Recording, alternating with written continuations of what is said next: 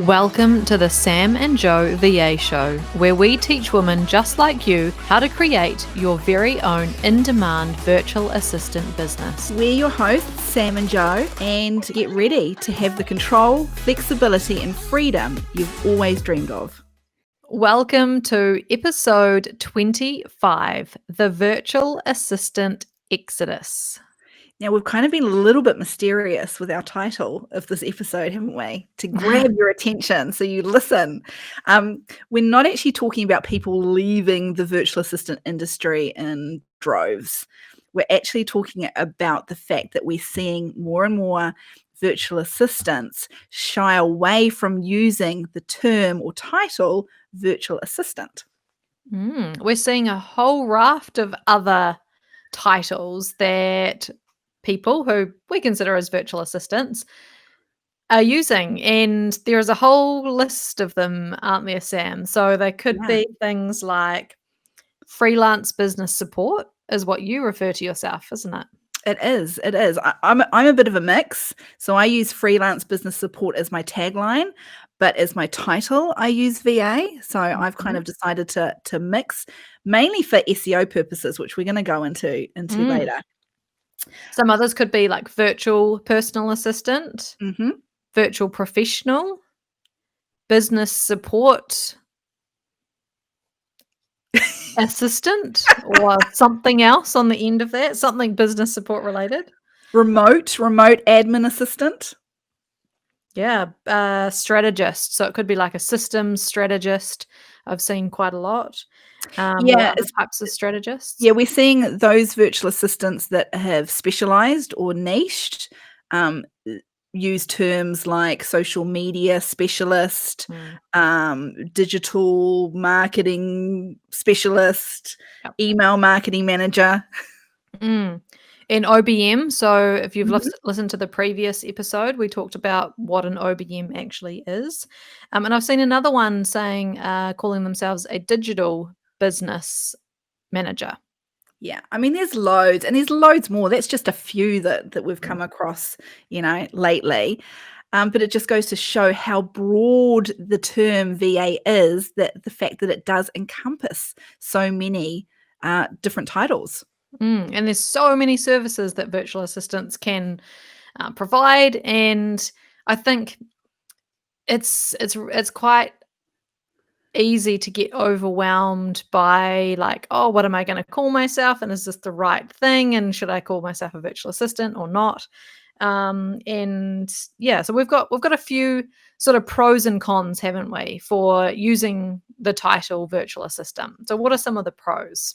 Yeah, so I believe it's probably the biggest pro for using the term virtual assistant is it's what people are searching for online.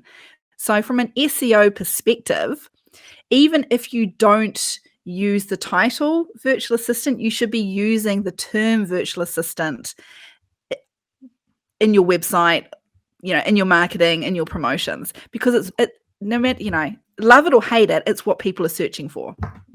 Yeah, absolutely. And there's a lot of entrepreneurs and books and coaches that are all talking about outsourcing to a virtual assistant.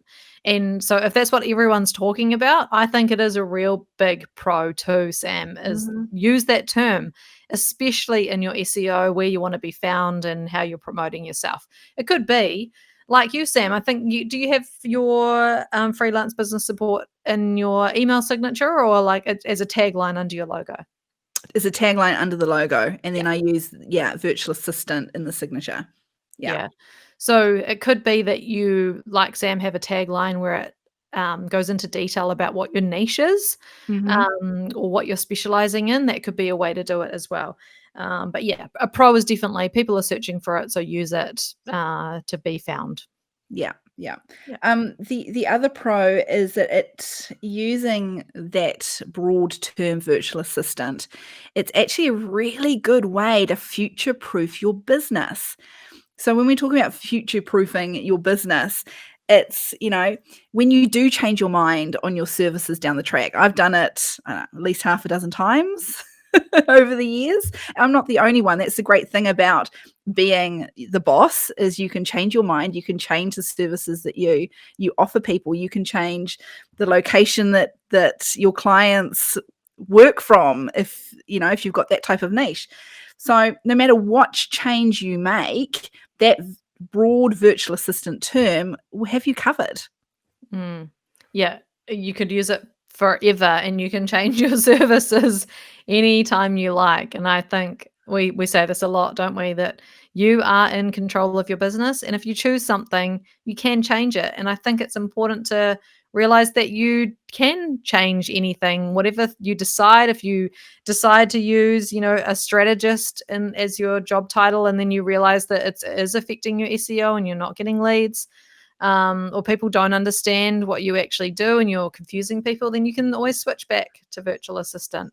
So yeah, I feel like the overarching advice here is to not get too hung up on it and Yeah. choose something and really own it. Yes.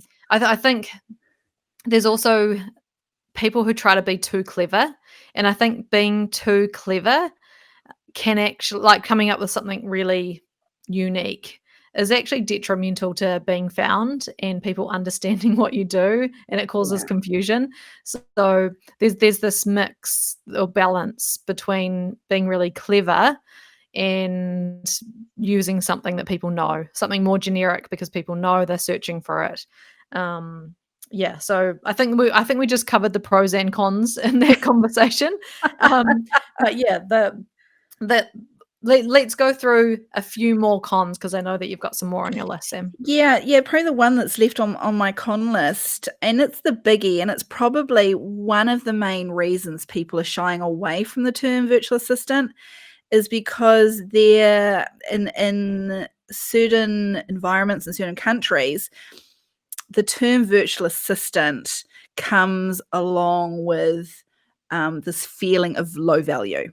And it's wrong, and we know it's wrong, and we're all working really hard to educate potential clients on the value that we do bring to their lives. Mhm.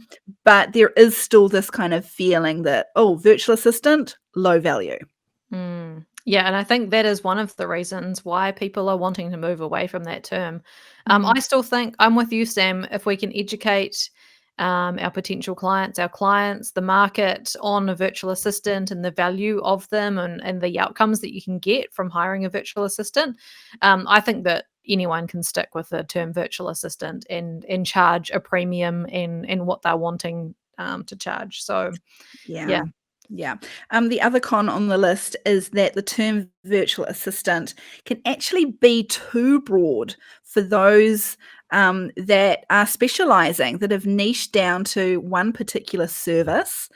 And they really want to be known as the go-to guru for that particular service. So Mm. sometimes, if they've found their thing and that's what they know they're going to be doing for the next 10 years, then maybe you do want to be looking at a title that reflects that niche.